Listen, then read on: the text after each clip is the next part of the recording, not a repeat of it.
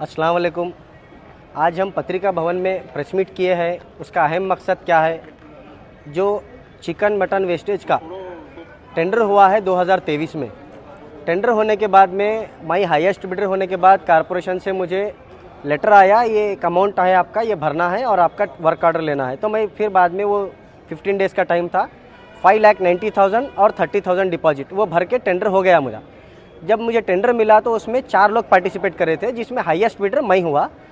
मैं होने के बाद जब मैं पैसा भरा तो हाईएस्ट बिडर मैं होने के बाद ये जो अनऑथराइज पर्सन जो उठा रहे, जो टेंडर में पार्टिसिपेट करे थे, वो लोग फेल हो गए, उनको टेंडर नहीं हुआ, तो वो लोग भी उठा रहे हैं। तो मैं कारपोरेशन को बहुत सारे टाइम रिक्वेस्ट लेटर दिया, सर मैं अथोराइज पर्सन मैं हूँ, टेंडर मुझे हुआ है और जो अनऑथराइज पर्सन उठा रहे हैं उनकी वजह से मुझे बहुत ज़्यादा लॉस हो रहा है। जैसे कि आप टेंडर में बोले थे 6,050 किलो डेली चिकन वेस्टेज निकलता सिटी कारपोरेशन में बोलकर, उस बेस पे मैं टेंडर में पार्टिसिपेट किया।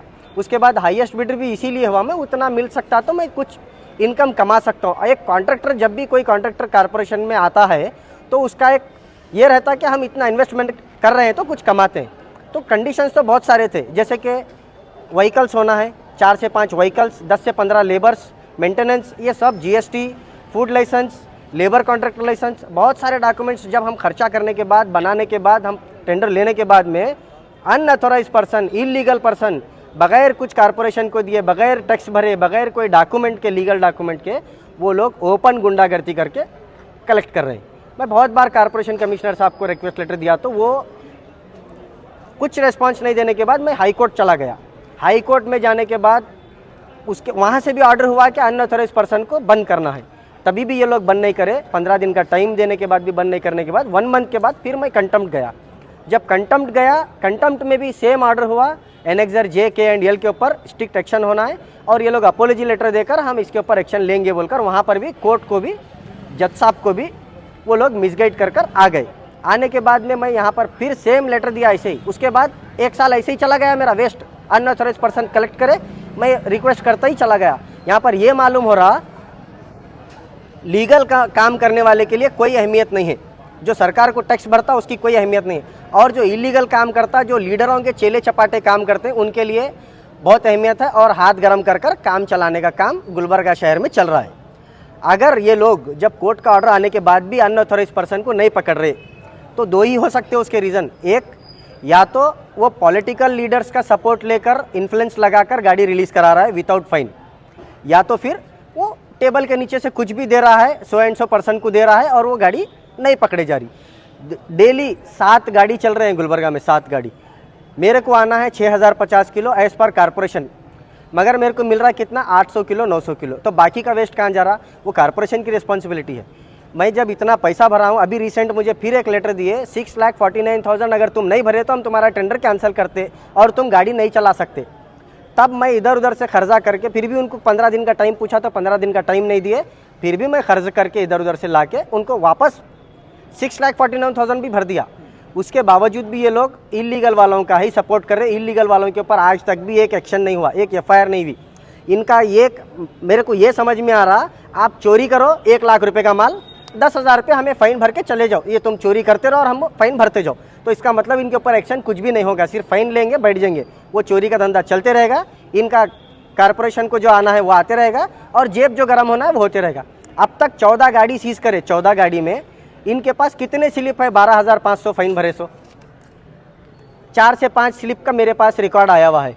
8-9 स्लिप कहाँ गए? 8-9 स्लिप की गाड़ी, अगर वो बगैर विदाउट स्लिप भरे के, विदाउट फाइन भरे के गाड़ी रिलीज़ हुई तो वो उसका पैसा कौन लिए, किसके जेब में गया? अगर वो कारपोरेशन को आता तो कारपोरेशन के रेवेन्यू के लिए कुछ काम में आता था। करीब 1 लाख रुपये लॉस हो गया कारपोरेशन का, 10 से 11 गाड़ी पकड़ने के बावजूद भी। और कारपोरेशन कमिश्नर साहब पुलिस कमिश्नर साहब को लेटर देते हैं। कारपोरेशन कमिश्नर साहब हर पुलिस स्टेशन सर्कल इंस्पेक्टर साहब को लेटर देते हैं, ये अथोराइज गाड़ी 4 है, अनअथोराइज गाड़ी जो भी है ये नंबर छोड़कर अगर कोई ये गाड़ी आ रहा तो उनके ऊपर लीगल एक्शन लियो बोलकर। ना कोई पुलिस स्टेशन में एफआईआर हुई आज तक, ना पुलिस कमिश्नर साहब कोई एक्शन लिए। अगर मैं जाकर कारपोरेशन कमिश्नर साहब से, पुलिस कमिश्नर साहब से मैं जब रात जाकर मिला, सर ये मेरा टेंडर है, ये अनऑथोराइज पर्सन उठाने वाले हैं, तो कमिश्नर साहब बोले ये हमको नहीं आता जी, आप कारपोरेशन को पैसा भरे, आप उनसे बात करो, उन्हों पकड़ना गाड़ी। अगर हम गाड़ी के लिए जा रहे हैं, वो लोग जो जान से मारने की धमकी दे रहे, ऑलरेडी 2 बार मेरे ऊपर अटैक हुआ, तो कारपोरेशन पुलिस कमिश्नर साहब क्या इंतजार कर रहे हैं मेरा मर्डर होने के बाद उनके ऊपर एक्शन लेने का? डिस्ट्रिक्ट इंचार्ज मिनिस्टर साहब क्या कर रहे हैं? मैं उनको भी कितने बार रिक्वेस्ट लेटर दिया हूँ, मिल कर दिया हूँ, बोला हूँ, बेंगलुरु जा कर दिया हूँ, बहुत सारे टाइम दिया हूँ, उसके बावजूद भी एक्शन नहीं हो रहा। मुझे ये लग रहा है डिस्ट्रिक्ट इंचार्ज मिनिस्टर साहब क्यों, जब भी वो लोग डिस्ट्रिक्ट इंचार्ज मिनिस्टर साहब प्रियंक खरगे जी कारपोरेशन कमिश्नर को बोल रहे हैं ये अनऑथराइज पर्सन के ऊपर एक्शन लियो, बोले तो कारपोरेशन कमिश्नर साहब एक्शन नहीं ले रहे। जैसा मैं अब तक 40 से 50 100 कॉपीज रिक्वेस्ट कॉपी दिया हूँ, मेरे कॉपी जो डस्टबिन में फेंके कौन? कारपोरेशन कमिश्नर साहब या ऑफिसर्स। उसी तरह से प्रियंक खरगे साहब भी बोलने के बावजूद वो डॉक्यूमेंट भी, उनके अल्फाज भी डस्टबिन में फेंके। एक IAS ऑफिसर रहने के बावजूद भी इतनी लापरवाही हो रही है, तो समझो कारपोरेशन में कितना भ्रष्टाचार भर गया है। कारपोरेशन में आए दिन सबको मालूम है कितना भ्रष्टाचार। इलीगल काम करना है तो कारपोरेशन में 2 दिन में होता, लीगल अगर आपको काम करना है तो 6 साल लगते, 6 महीने लगते, 6 दिन भी नहीं लगते उसको, अगर पैसा दिए। हमारा डिमांड ये है जो अनऑथराइज पर्सन है उनके ऊपर एक्शन होना, उनके ऊपर FIR होना, उनके गाड़ियाँ सीज होना। अगर ये नहीं कर सकते, आपके लिमिट्स में नहीं आता, आप अगर हाथ पे हाथ रखकर बैठने वाले हैं या आपका पकड़ नहीं है या आप इसमें फेल हो गए, तो मैं जो अमाउंट भरा हूँ वो अमाउंट मेरा पूरा वापस करो और मेरा जो लॉस हुआ वो पूरा लॉस वापस करो। क्योंकि मेरे 4 गाड़ी थे, 4 गाड़ी में 3 गाड़ी सीज हो गए। क्यों सीज हुए?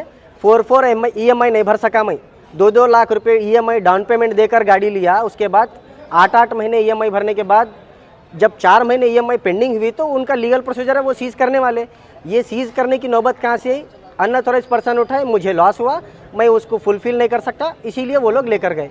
तो मेरा जितना भी लॉस हुआ कारपोरेशन कमिश्नर वो मुझे पे करना चाहिए, और या तो फिर ये जो अनऑथराइज पर्सन है उनको बंद करना। अगर आपके हाथ में पावर नहीं है, आप होपलेस है, आपसे कुछ हो ही नहीं सकता, आप बेवकूफ़ बनाने के लिए मेरे पास से पैसा लिए, आप धोखा देने के लिए मेरे पास से पैसा लिए, तो मुझे मेरा पैसा वापस करो। मेरा जो भी लॉस हुआ मुझे मेरा जो भी मेरा नुकसान हुआ वो मेरे को दे दो।